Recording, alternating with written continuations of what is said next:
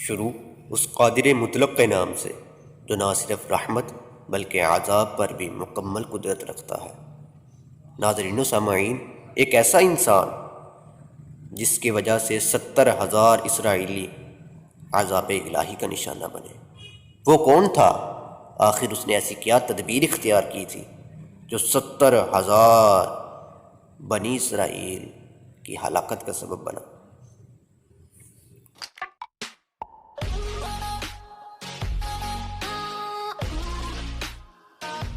سب سے پہلے ہم اس آیت کا حوالہ لے لیتے ہیں جس کی وجہ سے ہمیں اس بندے کے بارے میں پتہ چلا۔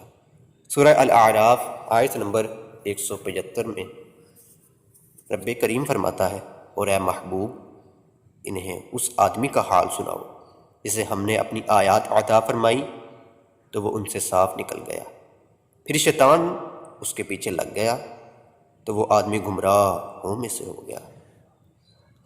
حضرت عبداللہ بن عباس، عبداللہ بن مسعود اور امام مجاہد رضی اللہ تعالی عنہم فرماتے ہیں یہ آیت بلعم بن باعورہ کے بارے میں نازل ہوئی۔ بلعم بن باعورہ یہ کون تھا؟ کہا جاتا ہے بلعم بن باعورہ اپنے وقت کا ایک پائے کے درجے کا عالم ہوتا تھا جس سے ایک تعداد میں قوم رہنمائی حاصل کرتی تھی۔ اس کے پاس خدا کی دی ہوئی کسی الہامی کتاب کا علم آیا اور اس نے اس کو کافی اچھی طرح سمجھا۔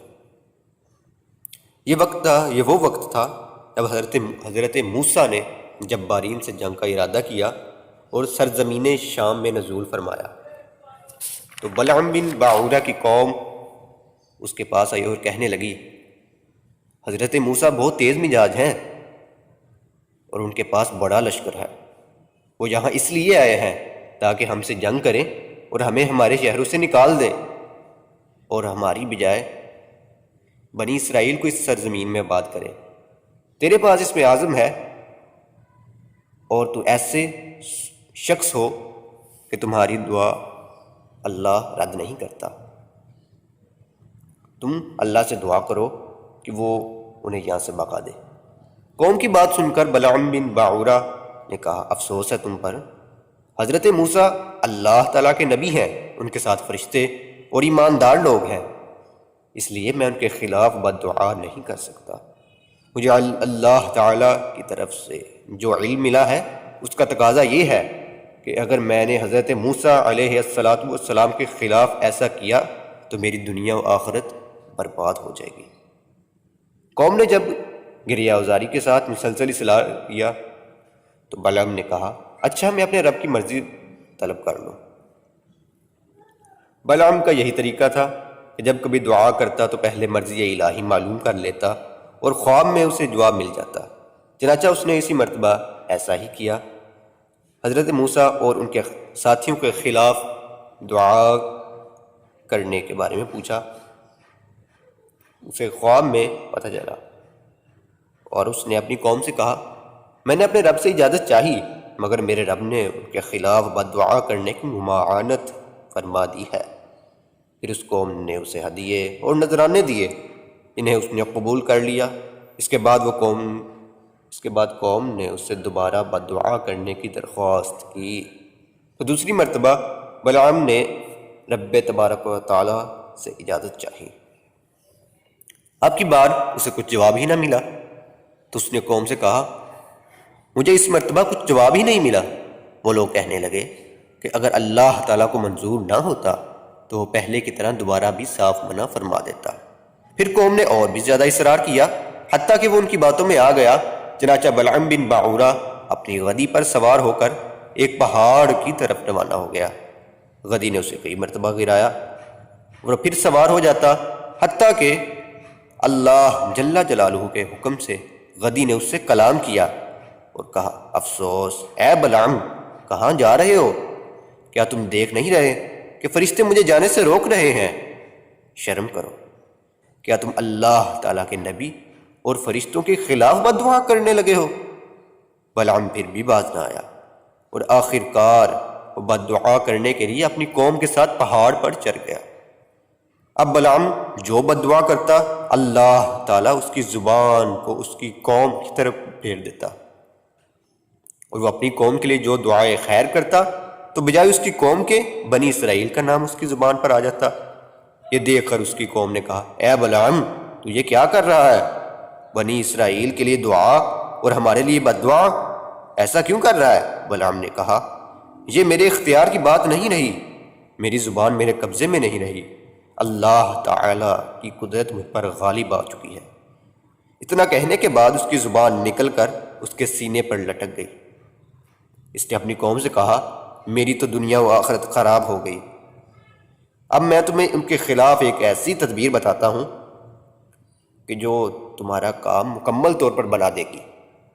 تم حسین و جمیل عورتوں کو بنا سوار کر ان کے لشکر میں بھیج دو، اگر ان میں سے ایک شخص نے بھی بدکاری کر لی تو تمہارا کام بن جائے گا، کیونکہ جو قوم زنا کرتی ہے اللہ تعالیٰ اس پر سخت ناراض ہوتا ہے، اسے کامیاب نہیں ہونے دیتا۔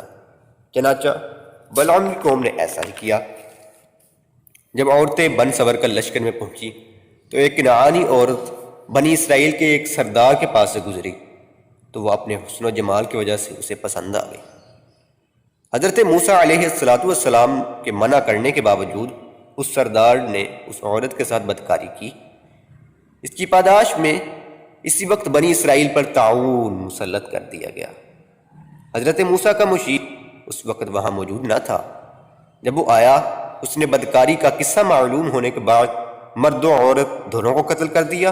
تب طاعون کا عذاب ان سے اٹھا لیا گیا، لیکن اس دورانیہ میں 70,000 اسرائیلی طاعون سے ہلاکت ہو گئے۔ تو ناظرین و سامعین، جیسا کہ آپ نے ملاحظہ فرمایا، صرف ایک تدبیر سے بلعام بن باعورہ نے 70,000 اسرائیلی کو ہلاک کر دیا۔ نتیجہ ایک ایسا واقعہ جس میں ہمیں کچھ سبق نہ ملے، وہ کیا کام کا؟ آخر رب کریم نے اگر اس واقعے کو بیان فرمایا اور اپنے محبوب سے کہا کہ اس واقعے کو ہمارے تک پہنچائے تو اس میں کچھ حکمت بھی تو ہے نا۔ آئیے ہم انہیں حکمت کو جاننے کی کوشش کرتے ہیں۔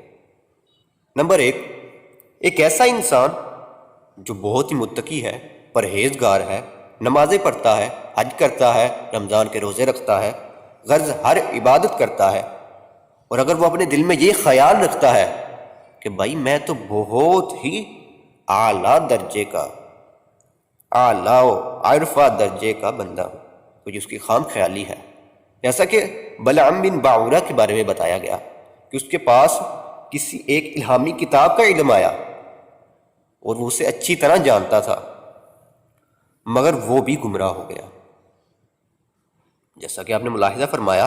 اسی لیے ہمیں ہر وقت صراط مستقیم کا سوال کرنا چاہیے۔ اس کے بارے میں ایک دفعہ آپ نے واقعہ سنا ہی ہوگا، ایک دفعہ حضرت شیخ عبد القادر جیلانی کیونکہ جنگل میں عبادت کر رہے تھے تو سر پر بادل آ ٹمکے اور وہاں سے آواز آنے لگی، اے عبد القادر تو نے بہت عبادت کر لی، اب تو شراب پی، زنا کر، جو مرضی کر، اب تجھے کوئی گناہ نہیں۔ ایسا کرنے کی دیر تھی کہ شیخ عبد القادر جیلانی نے پڑھا، لا حول ولا قوت الا باللہ العلی العظیم، بادل غائب ہو گیا اور شیطان ایک صورت میں عبد القادر کے سامنے آ کھڑا ہوا اور کہنے لگا، اے عبد القادر تو نے یہ کیا کیا؟ عبد القادر نے جواب دیا، جب میرے نبی کو اتنا متقی و پرہیزگار ہونے کے باوجود نماز معاف نہیں ہوئی، روزہ معاف نہیں ہوا، الغرض انہیں تو تہجد کا حکم کیا گیا کہ زیادہ مشقت کرے، تم میری کیا مجال؟ شیطان نے ایک اور داؤ کھیلا اور کہنے لگا، اے عبد القادر تمہیں تمہارے علم نے بچا لیا، یہ کہنے کی دیر تھی۔ حضرت عبد القادر نے دوبارہ کہا، لا حول ولا قوت الا باللہ العلی العظیم، ارے تو کہتا ہے کہ مجھے میرے علم نے بچا لیا؟ نہیں، مجھے میرے علم نے نہیں، میرے رب کے فضل نے بچایا ہے۔ نمبر 2، ہمیں کبھی بھی حق کی راہ کو چھوڑنا نہیں چاہیے۔ جیسا کہ آپ نے پیچھے ملاحظہ فرمایا کہ کیسے بلعم بن باعورہ اپنی قوم کی باتوں میں آ کر حق کی راہ کو چھوڑ کر حضرت موسیٰ اور اس کی قوم کے خلاف بددعا کرنے کے لیے چلا گیا، الگر اس کے پیچھے کیا تھا؟ کیا اس نے نذرانے کے عوض کیا؟ بہرحال جو بھی اس نے کیا، مگر اس نے حق کی راہ کو چھوڑا، اور چھوڑنے کا انجام یہ ہوا کہ اس کی دنیا و آخرت خراب ہو گئی۔ نمبر 3، اللہ تعالیٰ کی طاقت کہیں پر بھی غالب آ سکتی ہے۔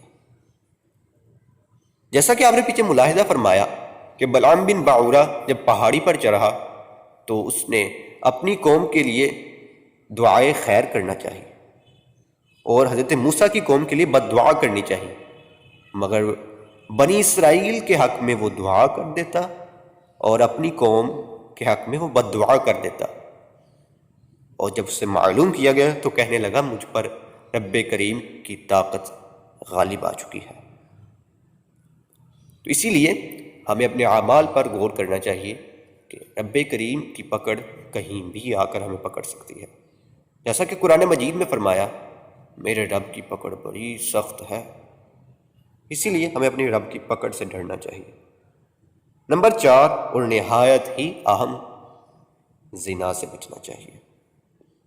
میرے نبی کا فرمان ہے جب قوم میں زنا عام ہو جاتا ہے تو ان میں ایسی بیماریاں آتی ہیں جن کا علاج نہیں ملتا، اور جیسا کہ آپ نے پیچھے واقعے میں بھی ملاحظہ فرمایا، اللہ تعالی ایسی قوم کو سخت ناپسند کرتا ہے جو کہ زنا کرتی ہے، اور وہ ایسی قوم کو کبھی بھی کامیاب نہیں ہونے دیتا۔ ناظرین و سامعین، آج آپ بھی غور کریں، کیا ہم پیچھے نہیں رہ گئے؟ اگر ہم پیچھے رہ گئے ہیں تو کیا اس کی وجہ یہی نہیں ہے کہ ہم نے زنا کو عام کر لیا، چوریاں کرنی شروع کر دی، اور الغرض وہ ہر کام کرنا شروع کر دیا جو کہ رب کریم کی ناراضگی کا سبب بنتی ہے۔ ناظرین و سامعین، بات کرنے کا مقصد یہ تھا کہ ہمیں ہر وقت رب کریم کی پناہ مانگنی چاہیے، ہمیں ہر وقت رب کریم کا فضل مانگنا چاہیے اور دعا کرنی چاہیے کہ اے رب کریم ہمیں صراط مستقیم پر چلا۔ نمبر 5، یہ پوائنٹ آپ کو ایک بونس کے طور پر عطا کر رہا ہوں، عورت کا مکر شیطان کے مکر سے بڑا ہوتا ہے۔ بات اگر سمجھنے کی ہے تو بہت لوگوں کو سمجھ بھی آ گئی ہوگی۔ یہ بات حضرت پیر نصیر الدین نصیر نے اپنی ایک تقریر میں کی ہے، عورت کا مکر شیطان کے مکر سے زیادہ ہوتا ہے، یعنی کہ اگر ایک عورت مکر کرنے پر آ جائے تو وہ شیطان کو بھی پیچھے چھوڑ سکتی ہے، کیونکہ ایک عورت اور دوسری عورت ایک دوسرے کو اپنی طرف متوجہ کر سکتی ہیں، اور نہ صرف ایک عورت دوسری عورت کو بلکہ ایک مرد کو بھی متوجہ کر سکتی ہیں اور ان کو برائی پر راغب کر سکتی ہیں۔